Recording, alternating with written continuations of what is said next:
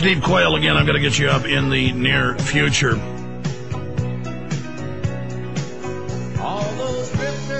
All the games are over, all the denials. We were right about it all. We studied the New World Order. We got our facts straight. And now the enemy's coming down on us with economic conquest and physical conquest. We can educate the public in a crash course that this is all being done to destroy their future, and let the public understand that working through the system will destroy them. We can maybe turn this around if we hit our knees and ask God to forgive us. But 50 million abortions later, God isn't in a mood, I don't think, to do that. And the evil just increases. You know, in every case in history, Steve, when a nation becomes wicked, it becomes conquered and enslaved and massacred. And it looks like that's coming now to the Western world. Well, absolutely. And when people ask me what they can do, and I'm serious, I say this. Don't worry about Nostradamus. Don't worry about 2012. Worry about what Jesus, who's the book of Revelation, is written about. And I make no apologies. People have got to get their hearts right with Jesus, because this thing is not only in the natural realm, it's in the supernatural realm. Alex, you spent so much of your time and effort in your documentary about the Bohemian Grove.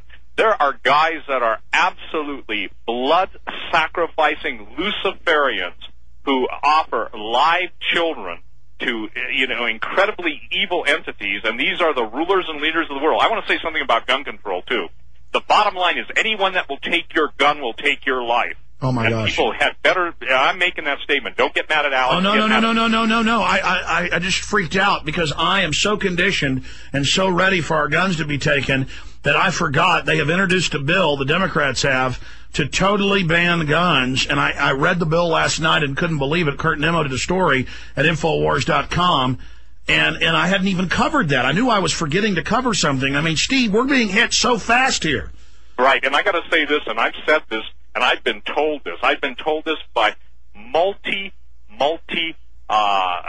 numerous, too many sources. I mean, and generals and admirals I don't know through friends of mine, but they all say the same thing. The bottom line is this thing's going to get really bad. Stay out of it. By the way, there's going to be a fight. There's been a fight going on in the military. I talk about that, and people say, oh, how would he know? Well, obviously I can't know unless someone tells me. Wait a minute. There was an Army Times article that the military, they do a poll every year, is the most unhappy with the federal government in its history, even more than Vietnam. And they don't trust Obama. And the thing is, remember how the Marines greeted Obama with silence. That's why he wants his civilian police force, i.e. equally armed, to equal the military. Look, there are some wonderful people. I owe my life. You owe your life. We don't know all of our lives we owed, and literally to some pretty amazing people that at one time were located out of Austin. Well, wait a minute. We know that just 6 months ago, Fox Fallon had to resign for refusing to stage terror attacks, and that it was military that refused, the Navy SEALs refused to stage terror attacks on our Navy ships for Dick Cheney. Absolutely. And I can tell you this, that when Black Ops A fight Black Ops B, people die, and it's usually written off as a training accident.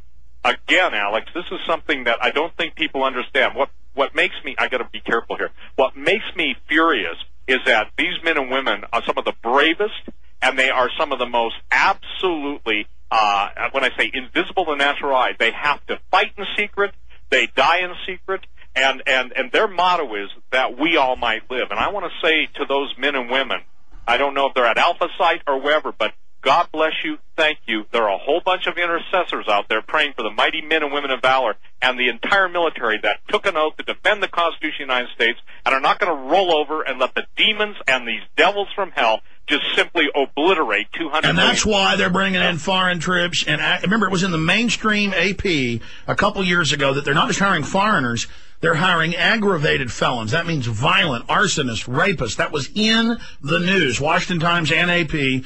People cannot believe this. They're replacing everybody with crooks and nuts and psychopaths and low IQ people.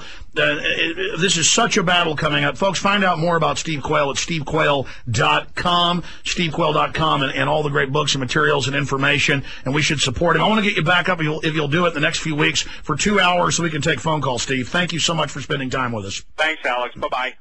God bless you, sir. And I heard, as it were, the noise of thunder.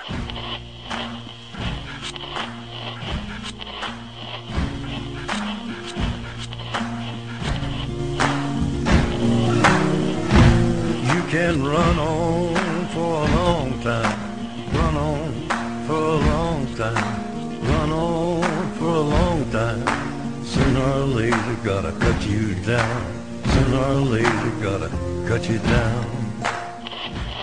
And I heard, as it were, the noise of thunder.